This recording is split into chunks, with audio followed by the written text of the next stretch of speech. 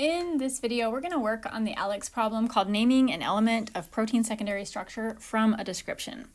This problem is going to give you 4 statements, and your job is to figure out if all 4 of these statements are consistent with either an alpha helix or a beta sheet. ALEKS doesn't like the term beta pleated sheet, so don't say that, just alpha helix or beta sheet. So if all 4 of these terms are consistent with alpha helix, then you're going to type that in the box. If all 4 are consistent with a beta sheet, you're going to type that in a box. It is possible that 3 of these 4 statements are consistent with one or the other, and then the 4th statement is just wrong, or it's inconsistent, or something like that. ALEKS does say that you're either going to have 4 correct statements, or you're going to have 3 correct statements with 1 error. You're not going to be in a situation where 2 of them are right and 2 of them are wrong.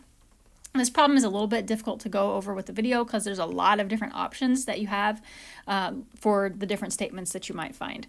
But let's talk as much as we can about it. So down at the bottom, the first thing I notice, overall it has the shape of a cylinder. That's consistent with the alpha helix, which has kind of a coil spring shape to it. So that would be consistent with alpha helix. Also, the shape of a helix is consistent with alpha helix.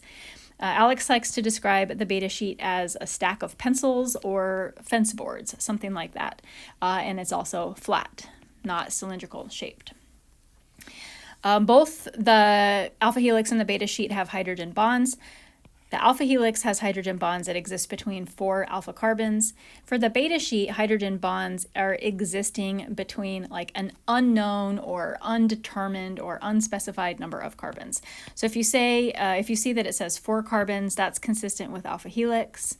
If it's just existing between carbons and it doesn't say how many, that would be a statement that's consistent with the beta sheet. Another thing that I see pop up quite a bit with this problem is that it says something like that you could have multiple copies, I think that is the word that it used, or multiple pieces, multiple segments within a protein that contain that particular structure. That's true for both. You can have multiple alpha helices, you can have multiple beta sheets, that's no big deal. And then another thing that I see that it talks about is denaturation or destruction of the protein, and it could be talking about it in the way that the statement that we have here. It says when the primary structure is disrupted, this part keeps its shape. Well, that's not true for anything. That is definitely wrong. If the primary structure of a protein is disrupted, everything is disrupted. Period. The whole thing is gone. So this is always going to be, no matter what, if you ever see this statement right here, this is always going to be wrong. If the primary structure of the protein is disrupted, the whole entire protein is disrupted. It doesn't exist anymore. So that's always going to be wrong.